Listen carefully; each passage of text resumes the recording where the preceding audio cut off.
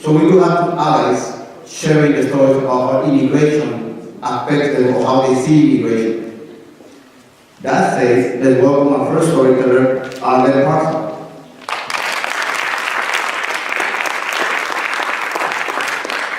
How's it going? Alright.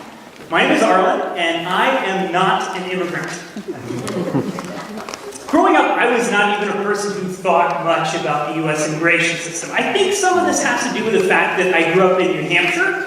It's a very, very small state in New England, and it is, depending on the year, either the third or the fourth whitest state in the country.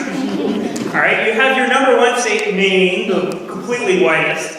Number two, Utah. And then number three, depending on the year, it's either Vermont or New Hampshire. I think the reason why they kind of switch places is there's like one black guy in New Hampshire, and he keeps moving across state lines in Vermont. Like, they're so white, it makes a difference. So I didn't think much about immigration, which is weird because my own father is an immigrant. But growing up in rural New England, that was not a big part of my life. The thing that got me to think about the U.S. immigration system was actually something that happened while I was living here in Chicago. I moved here for school, and I got a phone call one day from my mother. She said, Arlen, drop whatever you are doing, go to a computer, type into Google the name of your great-grandfather.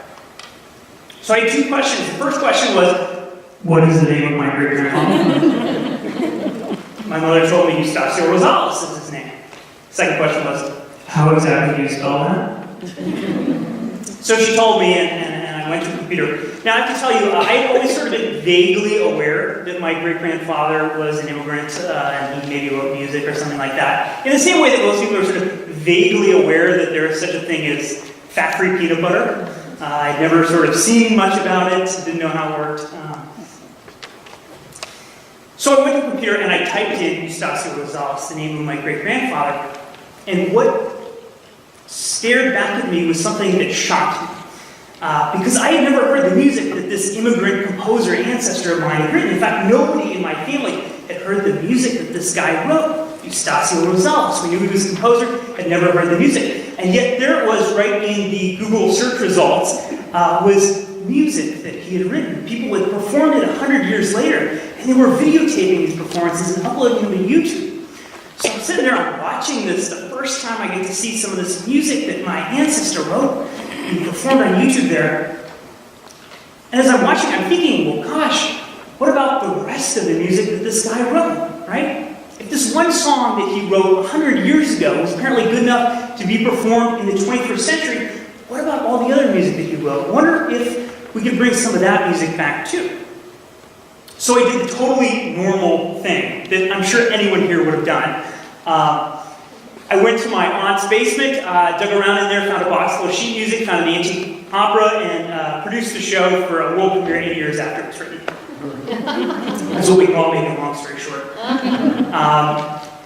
But throughout this process, I started learning and thinking more about this immigrant ancestor of mine, Eustacio Rosales. And I started learning and doing research about him. Turns out he was from Colombia, Bogota, Colombia. And he came to the United States in the early 20th century because he had heard about the music scene in America. He wanted to come here and be a part of that as a composer himself. In fact, he settled down right here in Chicago.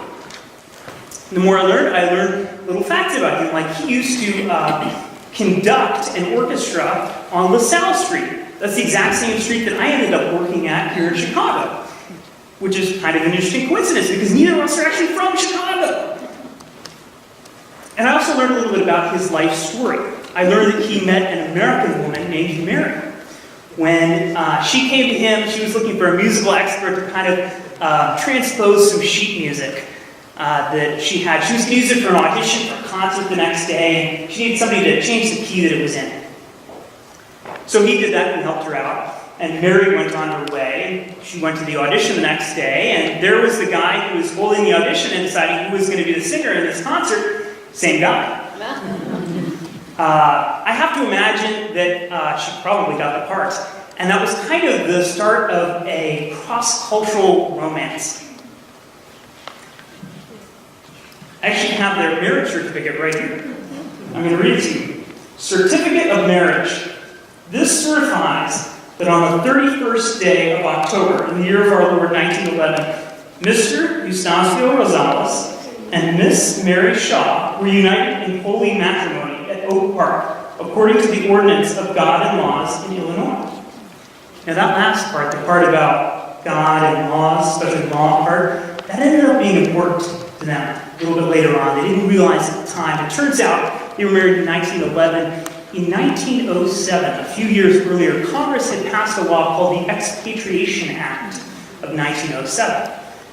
This law said that if you were an American woman and you married a foreign man, Eustacio was not a U.S. citizen, you would actually lose your American citizenship because of the person that you married. Now, this was not a well-known thing. It wasn't exactly front page news. I went back in the New York Times archives and I found like this tiny little paragraph on page 7 saying like, oh, immigration. So my great-grandmother didn't know it, and like thousands of other American women, she fell in love with a foreign man and they got married, didn't think much about it. But it turns out after the 19th Amendment passed, and my great-grandmother wanted to vote for president for the first time, she went to go register to vote, to cast her first ballot. And they told her, I'm sorry, ma'am, you're not an American citizen. Now, she'd never even been to Canada on a vacation when she lost her American citizenship. Eustacio, my great-grandfather, eventually did become an American citizen, and my great-grandmother, Mary, became an American citizen again for the second time.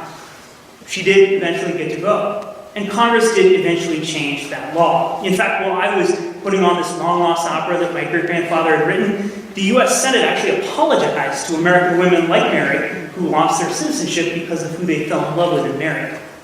But learning about this episode made me think about the U.S. immigration system in a way that I never had before. It made me learn about things like quotas, how many immigrants could come to the United States from countries that they called undesirable.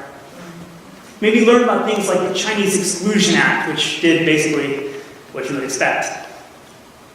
And it made me think about justice, immigration justice in particular. For me, because I'm not an immigrant and 90% of Americans are not immigrants, I didn't think much about the U.S. immigration system before this. It was kind of like, again, fat-free peanut butter. I knew that it existed, but I wasn't sure exactly how it worked. It was kind of this mystery to me. But I realized that the more you sort of do research, it turns out that things are not always what you expect that they're going to be. In the case of the U.S. immigration system, it's very complicated. It's not as if there's a neat and orderly line that you can stand in, right? Not like a deli counter where you just take a ticket, it has a number on it, and you just wait your turn to become an American. It's complex. It's changing constantly, and sometimes it's profoundly unfair. In the case of fat-free peanut butter, it's not even peanut butter, really. It's like this weird powder thing you have to like mix in your own water. It's not even really fat-free. But I learned that it helps to read the label on things. You know, even if things don't seem like they're going to apply to you personally, like my great-grandmother didn't think that the U.S. immigration system would apply to her personally, being a native-born American, it wound up applying to her. And so it's made me think about, we live in this time when, it's easy to look back 100 years ago and say, boy, the U.S. immigration system was profoundly unfair back then. It's made me wonder if 100 years from now, people will look back at this moment in 2018 and think to themselves, boy, the U.S. immigration system was profoundly unfair back then too. So it's made me think about these things. And I think at this moment, we all could use a little reflection, especially in thinking about how we treat people who maybe look different from ourselves. This is a really unique moment where we can think about that. Thank you.